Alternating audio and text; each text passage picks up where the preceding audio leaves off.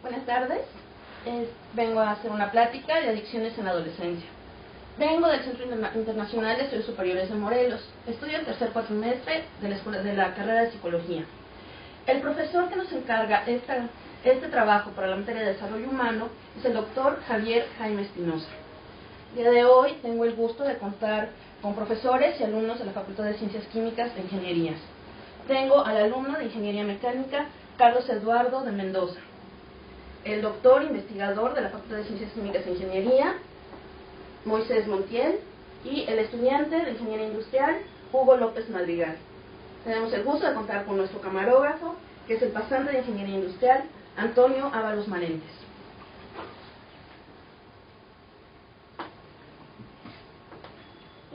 Vamos a platicar un poquito de lo que es la adolescencia. Es un periodo de muchos cambios, en donde, por supuesto, todos los jóvenes tienen varias inquietudes. Es un periodo de aprendizaje, de construcción de identidad, tanto personal como colectiva. Y bueno, la adolescencia se caracteriza por la búsqueda de lazos afectivos extrafamiliares, por momentos de ensimismamiento y por la vivencia de sentimientos contradictorios en relación con la idea que los jóvenes tienen de sí mismos. La imagen corporal y la sexualidad constituyen un asunto de interés en esta etapa, que se inicia entre los 12 y los 15 años de edad. El grupo de compañeros y las relaciones que se establecen dentro del mismo forman parte de la atención central. Surgen los primeros intentos de establecer relaciones amorosas y las cuestiones relacionadas con la propia moralidad. Y, por supuesto, las convenciones sociales que se han aprendido pueden someterse a cuestionamiento y duda. Los adolescentes son sensibles a la interacción de su grupo de pares, en particular a la aceptación y el apoyo emocional que reciben de ellos. Por esa situación, en algunos casos, suelen guardar emociones que podrían ser no muy bien recibidas entre sus compañeros. Tomar decisiones puede entrañar conflicto, en razón de las convicciones propias y de la opinión general de los jóvenes con quienes convive. Esta dependencia de la aceptación social podría convertirse en un factor de riesgo si en el grupo donde convive es habitual el consumo de drogas, más aún cuando su consumo forma parte de la cultura y las costumbres comunitarias. De acuerdo con las encuestas sobre consumo de drogas realizadas con población escolar, se sabe que la adolescencia temprana es la edad de inicio en el consumo de sustancias adictivas, que generalmente comienza con drogas legales, como el alcohol y el tabaco, así como los inhalables, hecho que disminuye su resistencia para probar las drogas ilegales, como la marihuana, la cocaína y las denominadas de diseño.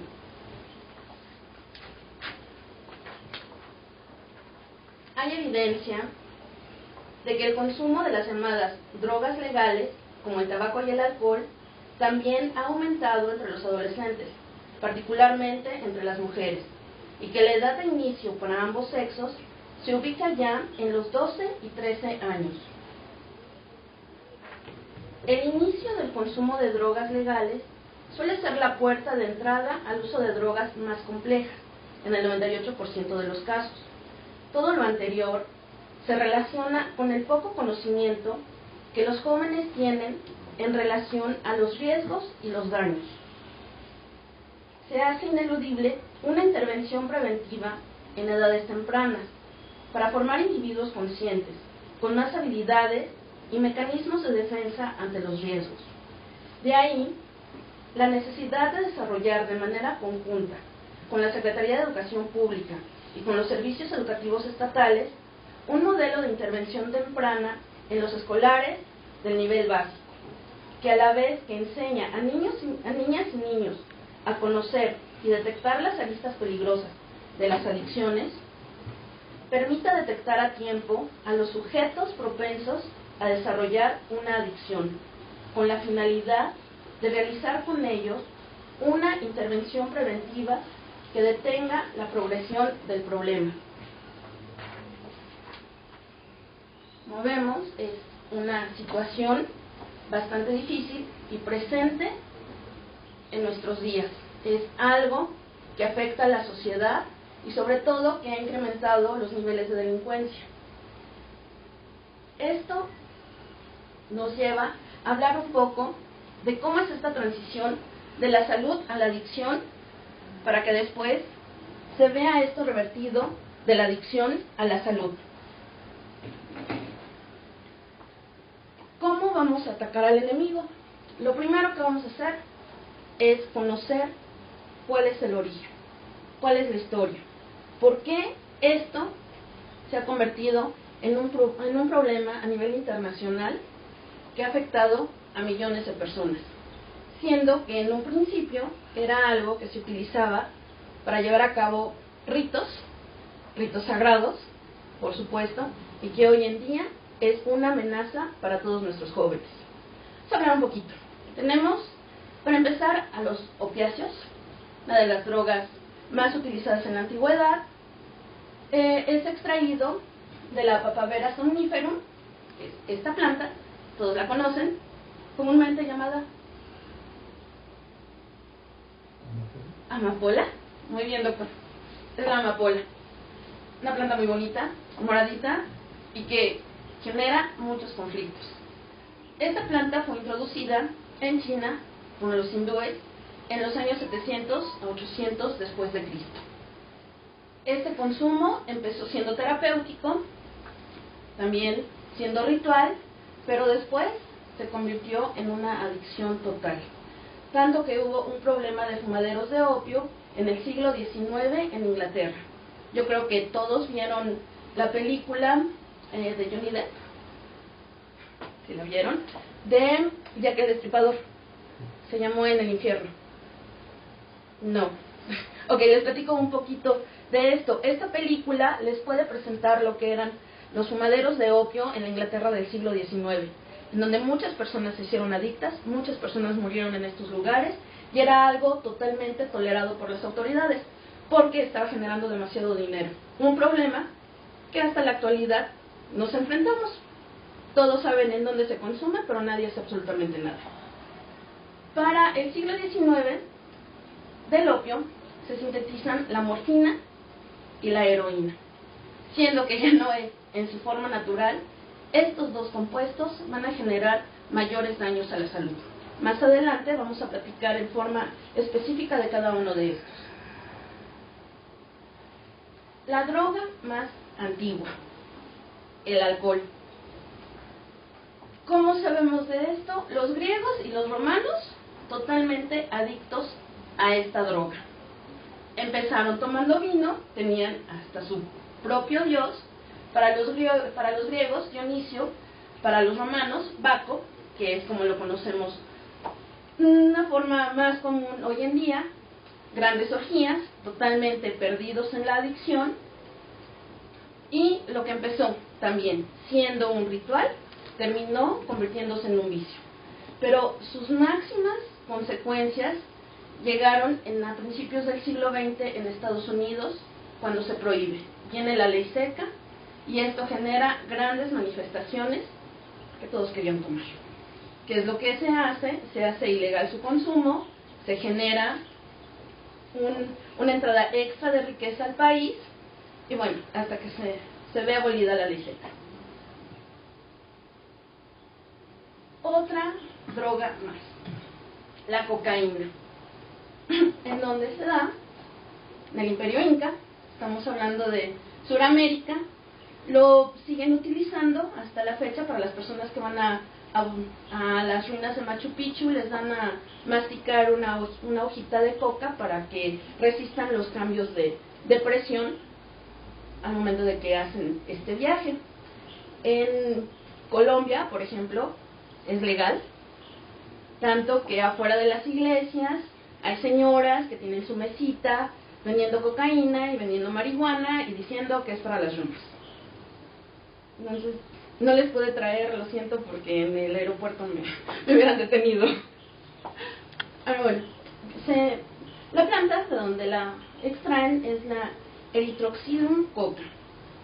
En 1580 Nicolás Monardés la introduce a Europa, obvio, se la lleva del continente americano, y resulta que les gustó tanto que la mezclaban con vino. Y a este papa, León XIII, le gustó tanto que lo llamó Vin Mariani, a esta mezcla de vino con coca. Y pues yo creo que sus misas serán algo digno de escucharse. Imagínense cómo estaba. Se dice que era uno de los principales ingredientes de la Coca-Cola, pero en 1901 prohibieron que la siguieran utilizando, porque obvio causaba adicción. Si de por sí la coca sí nos hace adictos, ahora con esto yo creo que debe haber estado más rica. Y uno de los consumidores más famosos, el doctor Sigmund Freud.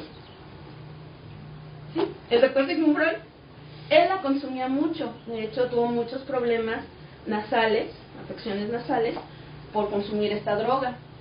Le escribió hasta un libro. Bueno, en realidad le escribió varios. Les traigo aquí 2 frases que él dijo con respecto a la cocaína. Cuando estaba acá de que le gustaba mucho, decía que sacia al hambriento, hace fuerte al débil y permite al desgraciado a olvidar su tristeza. Es cuando todo estaba bien y todo estaba muy bonito. Pero su uso continuo es obvio que le va a generar muchos trastornos. Y en 1884 a 1887 escribió Anhelo y temor de la cocaína. Y esto fue lo que dijo: se me ha abierto la intelección de que la masturbación es el único gran hábito que cabe designar adicción primordial, y las otras adicciones solo cobran vida como sustitutos y relevos de aquella. Aquí, ya, para este momento ya no hablaba tan bien de la cocaína. Tenemos otra droga, que es de las drogas legales, que es el tabaco. Viene de la planta Nicotiana tabacum, que se empezó a plantar en Norteamérica, y tenemos a 2 personajes. Este lo conocen por los cigarros. Ajá. Sí, y este lo conocen por la sustancia. A Jean Nicot. Él fue el que introdujo el tabaco a Francia, pero fumándolo así con las hojas secas y así como lo conocemos, fue Sir Walter Raleigh en 1570 que lo lleva a Inglaterra. La marihuana. Vamos a ver, ¿qué tenemos de la marihuana? Pues bueno, viene de la planta Cannabis species, también de Latinoamérica. Fue muy utilizada en China como condimento de platillos. Fue muy utilizada en la India, sobre todo para rituales religiosos, como la adoración al dios Shiva. Galeno la utilizó. Galeno, uno de los primeros médicos, hay tratados de él en donde habla de sus propiedades curativas, y Heródoto también hace varias reseñas históricas del uso de la marihuana. Pero aquí también alguien que la utilizó fue Napoleón Bonaparte. Él no la fumó ni la tomó, pero sí se las daba a sus tropas para incrementar el arrojo, el ahínco, el deseo de lucha, y así podemos entender que todos los soldados le eran así súper fieles a Napoleón. ¿Qué más tenemos? Tenemos a los alucinógenos. Tenemos la psilocibina, que es la que surge de los hongos, la mescalina, estos otros hongos que conocemos como el peyote, el ácido lisérgico, estas ya son químicas, estas son naturales, estas son químicas, el ácido lisérgico, y la metilendioximetanfetamina, mejor conocida como éxtasis, o MDMA. Estas son sintéticas, estas son naturales, pero de todos modos, los efectos son exactamente los mismos. ¿Qué es lo que tenemos? Los naturales, como el peyote y los hongos, fueron muy utilizados entre el 1000 y el 500 a.C. en todas las culturas de Centroamérica. Todas las culturas prehispánicas lo utilizaban con fines rituales. Los chamanes lo siguen utilizando supuestamente para entrar en comunión con los espíritus y alinear chakras, que todo está nivelado. Y Merck fue uno de los primeros que sintetizaron la MDMA o el éxtasis. Pero empezó siendo un medicamento, muchos efectos adversos y terminó siendo una droga. Fue muy utilizada durante la Segunda Guerra Mundial por los soldados nazis, muy utilizada. Hay varios registros de que en los campos de concentración había varios alucinógenos. En la guerra de Vietnam también fue muy utilizado para dar valor a los soldados. Una persona adicta a esto pues fue Aldous Huxley, el autor de Un Mundo Feliz. La única forma que tuvo para escribir eso en esas condiciones. Bueno, ya vimos las drogas, vamos a ver qué es lo que producen. Esto lo estamos tomando de un manual de diagnósticos médicos, el DSM-5, y los trastornos relacionados con las sustancias y trastornos adictivos. El DSM-5 reconoce estas 10 sustancias adictivas.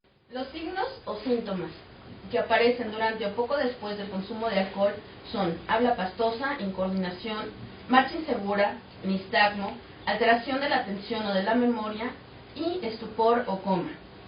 Los signos y síntomas no se pueden atribuir a otra afección médica y no se pueden explicar mejor por otro trastorno mental, incluida una intoxicación con otra sustancia. Los trastornos relacionados con la cafeína son intranquilidad, nerviosismo, excitación, insomnio, rubor facial, diuresis, trastornos gastrointestinales, espasmos musculares, divagación de los pensamientos y del habla, taquicardia o arritmia cardíaca, periodos de infatigabilidad, agitación psicomotora. Y estos signos y síntomas no pueden confundirse con la intoxicación por otra sustancia. La intoxicación por cannabis. En un consumo reciente de cannabis hay un comportamiento problemático. Hay cambios psicológicos clínicamente que aparecen durante o poco después del consumo de cannabis, que son discoordinación motora, euforia, ansiedad, sensación de paso lento del tiempo, alteración del juicio y aislamiento social. Los signos o síntomas que aparecen en el plazo de 2 horas tras el consumo de cannabis son inyección conjuntival, aumento del apetito, boca seca y taquicardia. La intoxicación por fenciclidina.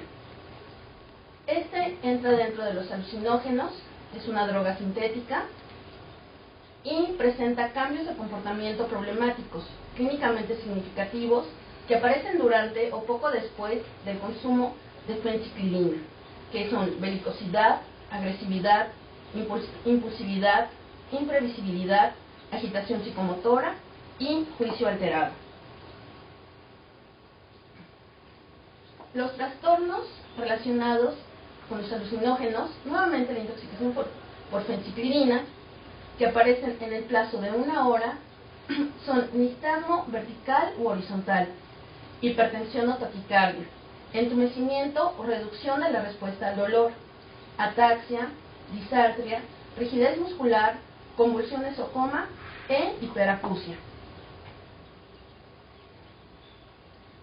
Los trastornos relacionados con otros alucinógenos que no son fenciclidina son comportamientos problemáticos o cambios psicológicos clínicamente significativos, como son ansiedad o depresión notables, ideas de referencia, miedo a perder la cabeza, ideas paranoides y juicio alterado.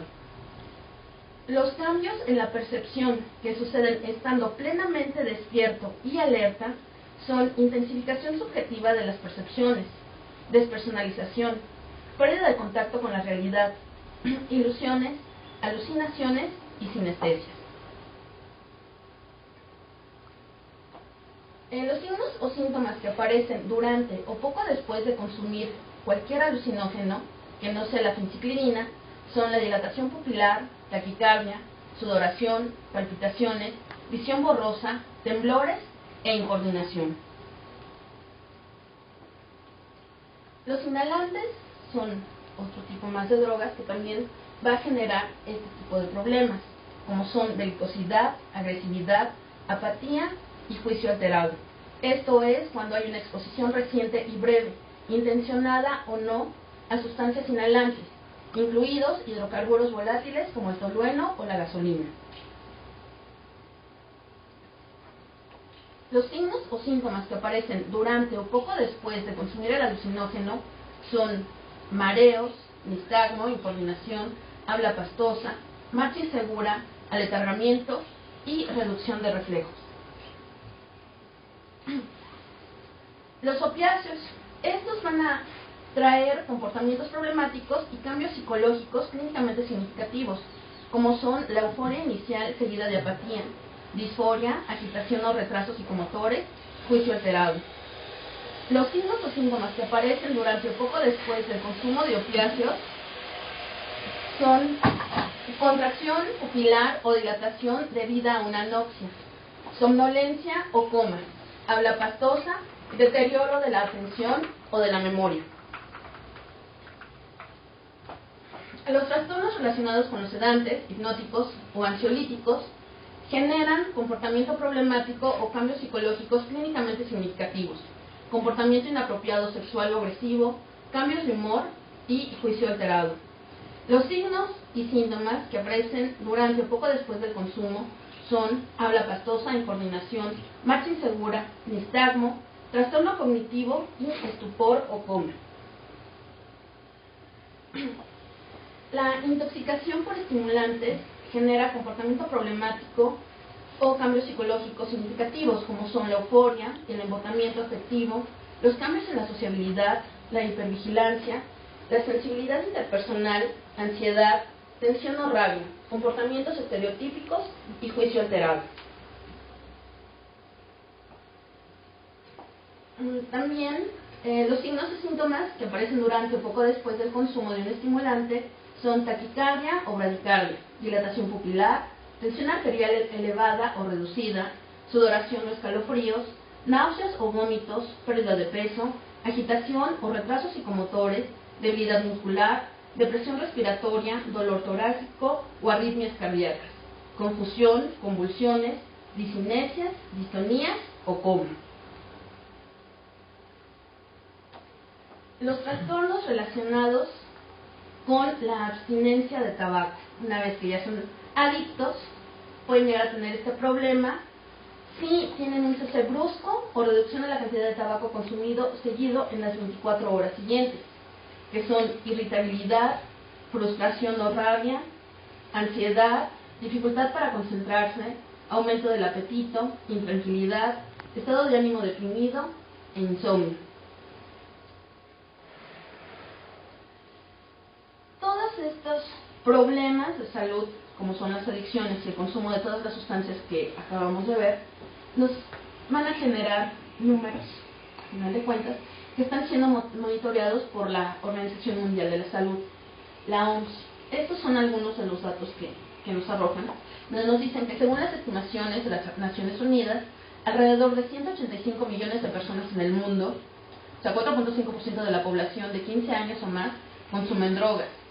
147 millones consumen cannabis, 33 millones consumen anfetaminas, 13 millones consumen cocaína, 13 millones también son consumidores de opioides y 9 millones consumen heroína. En cada país y cultura hay niños y adolescentes que luchan contra problemas de salud mental. La mayoría de estos jóvenes sufren innecesariamente, ya que no tienen acceso a los recursos necesarios para reconocer su problema y recibir el apoyo y tratamientos necesarios. Al ser ignorados, estos jóvenes corren un riesgo muy elevado de padecer abusos, negligencia, cometer suicidio, consumir drogas y alcohol, fracasar en la escuela, realizar actividades violentas y criminales, padecer una enfermedad mental cuando alcancen la edad adulta y de comportarse arriesgadamente con respecto a su edad. Cada año, alrededor de 4 millones de adolescentes de todo el mundo intentan suicidarse. El suicidio es la tercera causa principal de muerte entre los adolescentes.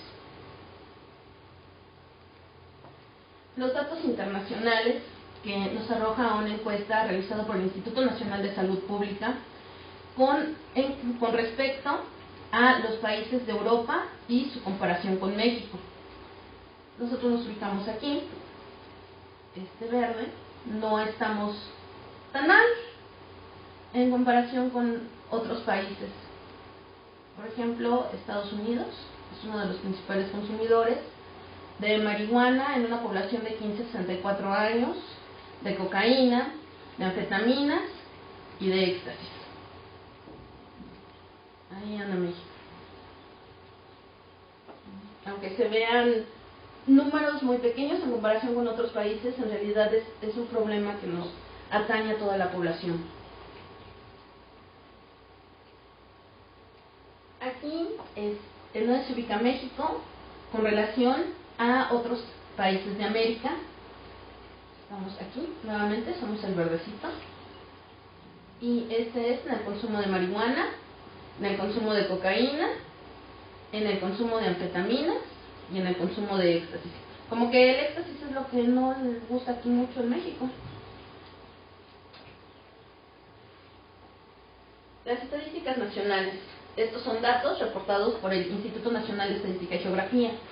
Nos dice que en el año 2014 en México residían 31.4 millones de jóvenes de 15 a 29 años, monto que representa el 26.3% de la población total.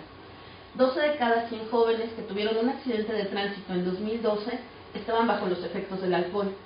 En el 2011, de cada 100 conductores jóvenes involucrados en accidentes de tránsito, 10 presentaban aliento alcohólico. La edad promedio en México en la que los jóvenes reportan haber tomado su primera bebida alcohólica es a los 16 años. En hombres, supuestamente a los 15.7, en mujeres, supuestamente a los 16.5.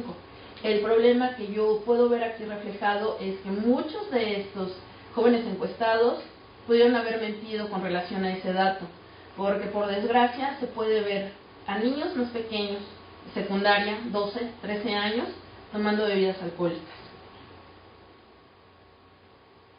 Aquí tenemos más datos arrojados por el Instituto Nacional de Salud Pública en una encuesta nacional de adicciones en el 2011.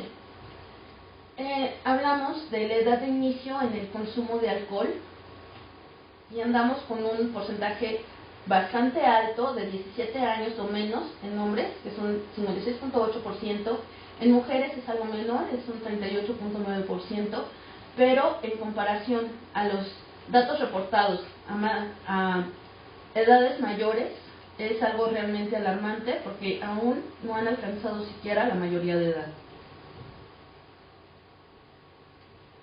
En la población adolescente se observa un aumento significativo del 72% al 77.1%. Se observa un 88% de hombres adolescentes que han consumido alcohol alguna vez en comparación al 67% de mujeres adolescentes. Aquí están los que dicen que alguna vez han tomado. Tenemos una comparativa de datos del 2002, 2008 y 2011. Los datos más altos se ven en el 2002. La encuesta nacional de adicciones en el 2011 con respecto al tabaco nos dice que en una población de 12 a 65 años tenemos hombres, mujeres, entre 12 años no hay ninguno reportado, pero de 13 a 15 años tenemos un 3.9, 3.5, un 3.8 en total. De 16 a 17 años se incrementa esto, que es del 11.5, 4.2, dando un total de 9.7 de la población total en estas edades que fuman. Acá tenemos los que son fumadores activos, los que fuman diario, los fumadores ocasionales, los exfumadores, exfumador diario, exfumador ocasional. Y pues la verdad, entre los exfumadores y los fumadores sí vemos un rango relativamente amplio de diferencia, indicándonos esto que los fumadores son más que los exfumadores. Nos dan más datos, donde la prevalencia de consumo activo de tabaco en el último año según sexo, en una población de 12 a 17 años en México, vemos que en el 2011 un 16.4% de hombres en este rango de edades son de los que más fuman. Se ha incrementado no a una gran velocidad, pero sí es una diferencia considerable entre el 2012 y el 2011 con respecto al porcentaje de fumadores que hay.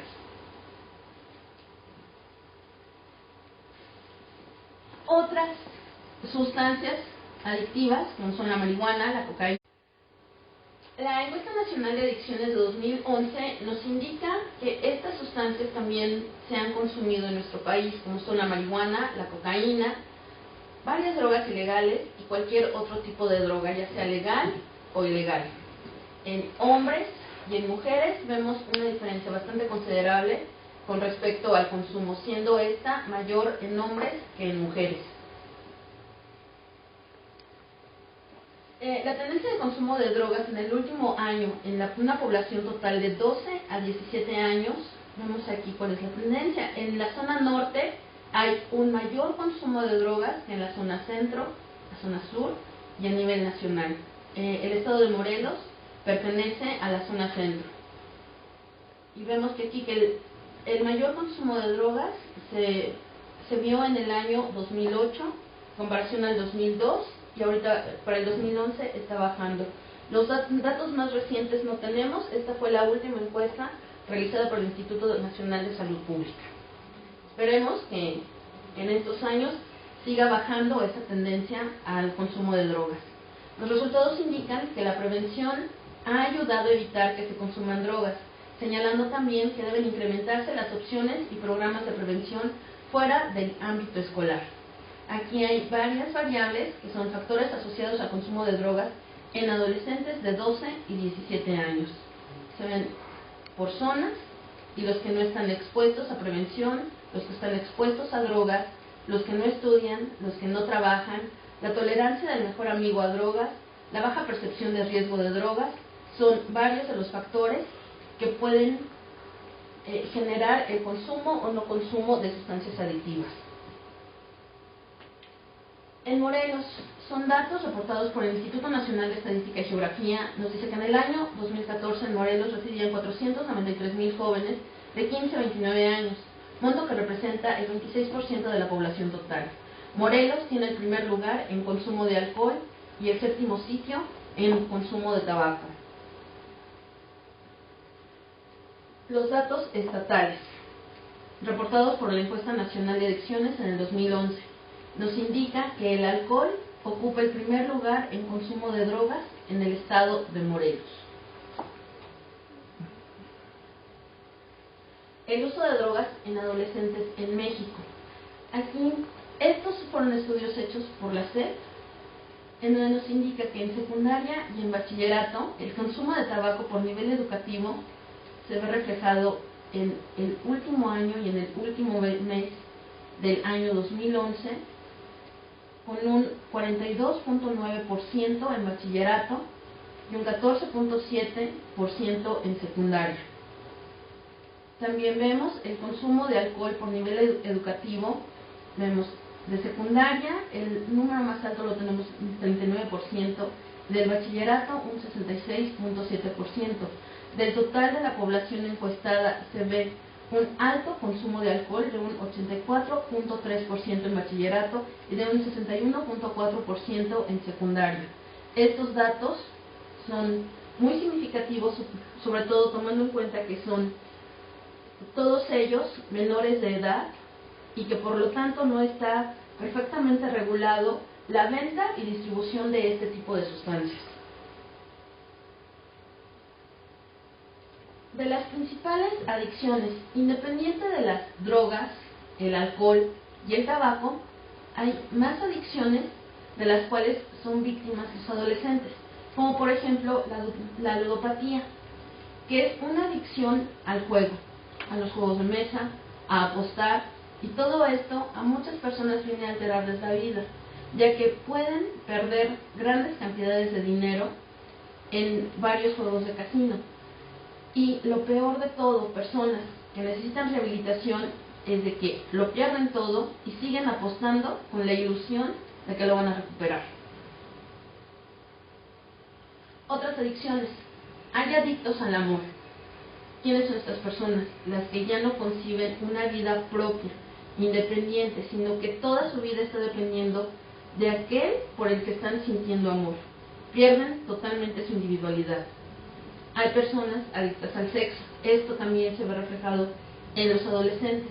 Se hacen adictos a ver pornografía, a comprar pornografía, a masturbarse, a relaciones sexuales sin protección, lo cual va a generarles infecciones de transmisión sexual, embarazos no deseados y muchos conflictos dentro de la escuela, dentro de su círculo social y en su casa. La televisión es otra adicción más. Hay muchas personas que no se pueden separar de este aparato. Ya es algo realmente enfermo. Les limita totalmente su vida social, su vida en familia, su vida escolar. Hay personas adictas a la comida, que lo único que pueden pensar es en comida, sobre todo comida chatarra. Y esto va a generar graves problemas a la salud, como vienen a ser problemas de obesidad, de diabetes y más conflictos relacionados con los factores alimenticios.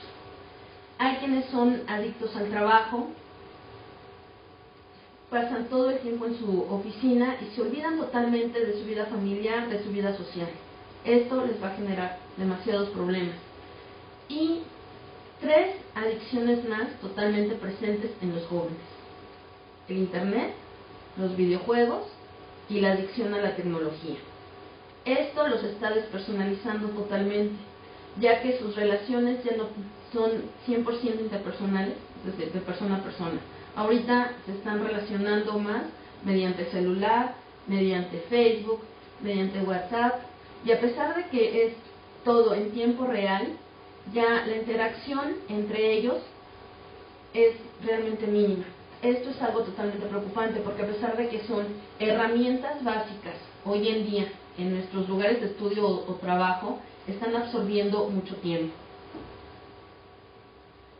Tenemos otras adicciones más, como es la adicción a las compras, comprar cosas realmente innecesarias, pero solamente por comprar.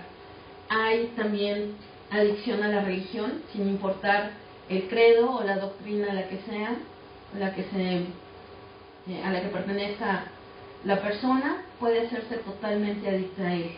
La vigorexia es un problema que también se está presentando en muchos adolescentes, que es tener demasiados músculos, cuidarse demasiado, y esto hace que también dejen muchas actividades fuera. Y la ortorexia, otra adicción que tienen, que es a comer sano. Bien, para todo esto va a haber sistemas en donde se va a buscar darles información a los jóvenes para deshacerse de esto. Sobre todo hay que indicarles que la dependencia va a ser física y va a ser psicológica. La física es porque el organismo requiere la sustancia para funcionar, y la psicológica se relaciona el consumo con un estado emocional. Es cómo se sienten por la razón por la que van a seguir consumiendo esta sustancia. Los factores de riesgo que hay sociales e individuales. Dentro de los sociales hay macrosociales y microsociales. Los macrosociales son el entorno en donde se desarrollan, y los microsociales son por parte de la familia y del grupo de pares. El grupo de pares son los amigos, los compañeros de la escuela, todas esas personas de su misma edad con las que se relacionan. Y el incremento de los recursos protectores nos va a reducir mucho los factores de riesgo. Los factores de protección. Tenemos que hay dentro de la convivencia escolar las reglas y las normas claras, y la comunicación efectiva con compañeros, profesores y otros actores escolares. Si tienen una buena información, su riesgo de caer en una dependencia va a ser menor. La relación maestro-alumno, esto también es importante por la información realista y consejos precisos que puede aportar el maestro, además de la motivación y la confianza. Las relaciones con el grupo de pares es importante por el apoyo solidario de los amigos y las prácticas recreativas saludables. La influencia de la escuela va a proporcionar información veraz sobre los daños por uso de drogas, y va a estar siempre preocupada e interesada por el bienestar de los alumnos. Los factores individuales de protección son la capacidad de análisis, la comunicación eficaz, el afrontamiento del estrés, el autocontrol, la toma de decisiones y la autoeficacia. Todas estas son habilidades que en cada persona ayudan a reducir o atenuar los efectos de los factores de riesgo. Este es un modelo de prevención de adicciones. Sobre todo, tanto padres como maestros deben de estar atentos a señales de alerta como son cambios bruscos de comportamiento, alteración de la salud física sin justificación, calificaciones irregulares, cambio de amistades y desinterés por actividades cotidianas, así como cambio de prioridades, cambio de apariencia física, aislamiento, cambios de rutina, alegría o tristeza notorias e inexplicables. El siguiente paso dentro del modelo de prevención es establecer contacto inmediato con los padres, tutores o adultos responsables del alumno. Esto es en el caso de que la escuela es quien puede detectar todos estos cambios, ya que muchas veces los padres o tutores están trabajando y no están en contacto directo con sus hijos. Y comentar el caso con la dirección de la escuela o en sesión de consejo técnico, cuando se ve un brote ya significativo de alumnos que están presentando todos estos problemas, es algo que compete en forma directa a la escuela. El modelo de prevención de adicciones. Es necesario indagar las posibles causas del cambio de comportamiento del alumno. Esto se puede hacer mediante una entrevista con el alumno y también con una entrevista con los padres. Si se confirma el consumo, se debe tomar una actitud solidaria y comprensiva, pero firme en la desaprobación. Evitar estigmatizar y respetar la privacidad del alumno. Consultar el directorio de instituciones de apoyo y establecer contacto con alguna de ellas, con centros de integración juvenil, centros Nueva Vida y otras instituciones. Derivar o canalizar al alumno a una institución especializada del sector salud y participar en el seguimiento que la escuela dé al caso. También es importante diseñar estrategias de apoyo pedagógico para motivar la permanencia del alumno en la escuela y apoyar el proceso de recuperación. Si se descarta el consumo, hay que investigar más sobre los factores que han propiciado estos cambios en el alumno, valorar si se requiere la intervención de un especialista, colaborar con la familia para contactar a especialistas o instituciones de apoyo y participar en el seguimiento que la escuela dé al caso. El modelo de las 5A para prevenciones breves es averiguar, aconsejar, acordar, apoyar y asegurar. Todo esto en beneficio del estudiante. Los ejes para la prevención de adicciones es la resiliencia, las habilidades para la vida, los estilos de vida saludable, ambientes protectores y proyecto de vida. La resiliencia es el conjunto de atributos y habilidades internos para hacer frente adecuada y efectivamente a factores estresores y situaciones de riesgo. Y esto va a estar reflejado en el control, en la capacidad de afrontamiento, en la comunicación interpersonal, en el concepto de sí mismo y la autoestima que tenga el adolescente y su competencia escolar. Dentro de las habilidades para la vida son destrezas psicosociales que buscan desarrollar o fortalecer habilidades en áreas específicas, a fin de que niños, adolescentes y jóvenes las apliquen en su vida cotidiana y en situaciones de riesgo, en su relación con ellos mismos, con los demás y en su entorno sociocultural. Estas habilidades van a ser habilidades sociales, que es la comunicación asertiva, relaciones interpersonales y empatía. Habilidades cognitivas, que es autoconocimiento, toma de decisiones, creatividad y pensamiento crítico. Y habilidades para el control de emociones, que es el control de estrés y tensiones y manejo de emociones y sentimientos. Los estilos de vida saludable es necesario que haya deporte, ejercicio y activación física. Aunque puede sonar a que es lo mismo, vamos a ver algunas diferencias entre ellos. El deporte es toda actividad física ejercida como competencia, que se rige por normas y técnicas deportivas. La activación física es todo movimiento del cuerpo, incluye los movimientos planificados y diseñados específicamente para estar en forma y gozar de buena salud. Los ambientes protectores son la escuela y la familia, y se caracterizan por ser los principales ámbitos donde se satisfacen las necesidades básicas de niños y adolescentes, tales como el cuidado de la salud, la alimentación, la educación y la seguridad. El proyecto de vida. Esto es muy importante para los adolescentes, ya que responde a una oportunidad de tomar decisiones estratégicas, donde se visualiza el futuro de manera planificada y con la posibilidad de observar el desarrollo personal. Esto va a comenzar con la definición de estrategias, por dónde y cómo iniciar. Esto es muy importante que en la escuela, maestros, tanto como padres y tutores, les ayuden a establecer las oportunidades y amenazas. Es necesario que hagan un análisis externo de su entorno, qué es lo que los va a afectar y qué es lo que los va a beneficiar. Las fortalezas y debilidades son a nivel personal. Este es un análisis interno que es importante que el adolescente haga para reconocer todos sus puntos fuertes y sus puntos en los cuales debe de trabajar más. La situación personal es algo muy importante dentro del proyecto de vida, así como los objetivos y las metas, y sobre todo establecer cuál es la misión que lo va a llevar a tener este proyecto de vida.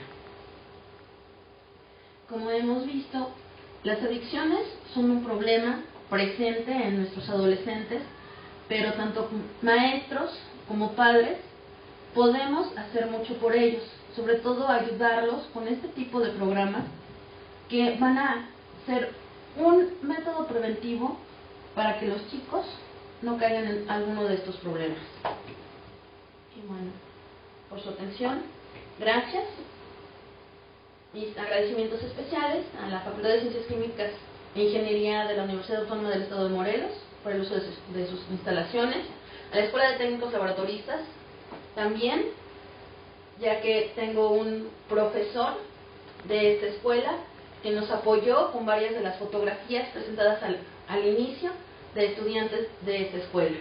Al estudiante de Ingeniería Mecánica, Carlos Eduardo de Mendoza Rivera, al estudiante de Ingeniería Industrial, Hugo López Madrigal, al pasante de Ingeniería Industrial, Antonio Bisaía Ábalos Marentes, y al doctor Moisés Montiel González por su presencia. Cualquier duda, cualquier dato aquí presentado, estas son las referencias bibliográficas. ¿Tienen algún comentario? ¿Algo que quieran aportar más a esta presentación? Doctor Montiel.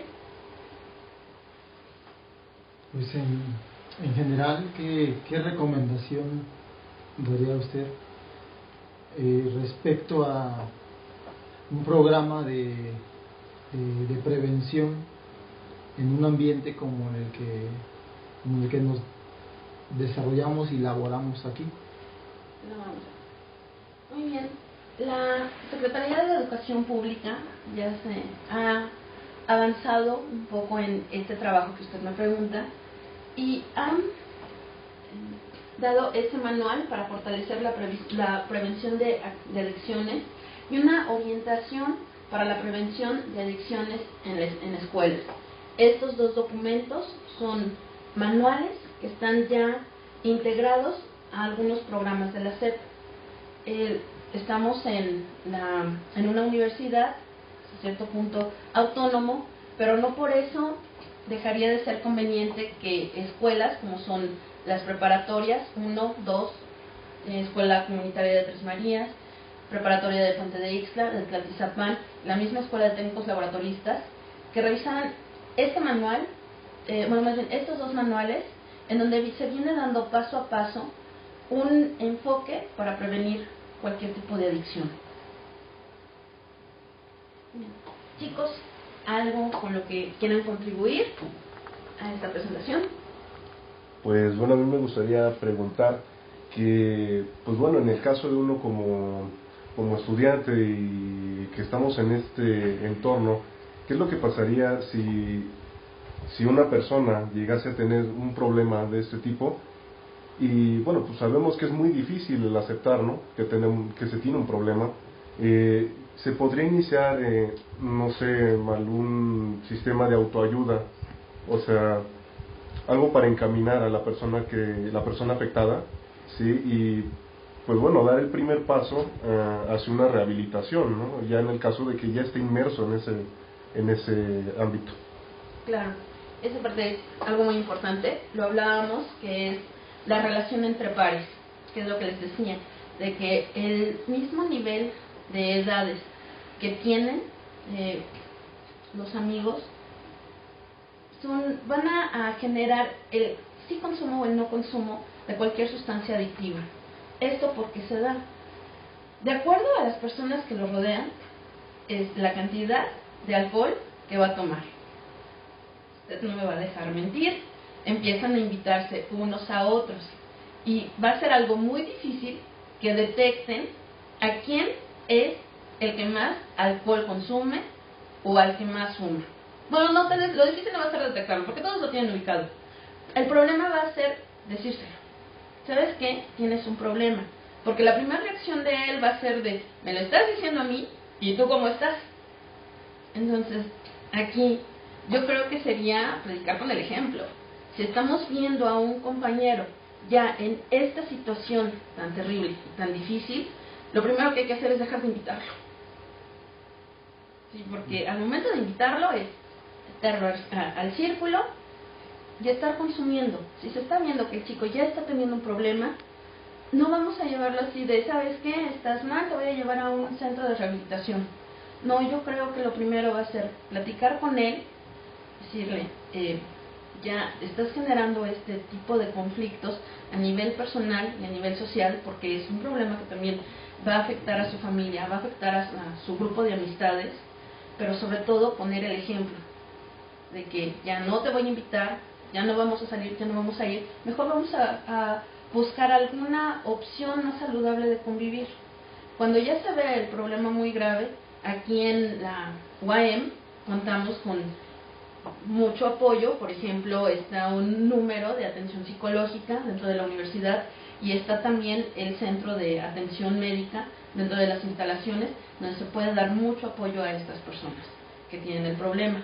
Va a ser muy difícil que lo reconozcan, eso es algo que va a estar siempre presente, pero sí tenemos algunas instancias que nos van a orientar. Y sobre todo, predicar con el ejemplo. Estamos viendo que ya está teniendo el problema, mejor dejamos de invitarlo. Pues bueno, muchísimas gracias por estar con nosotros. Gracias, chicos. Ay, qué bonito.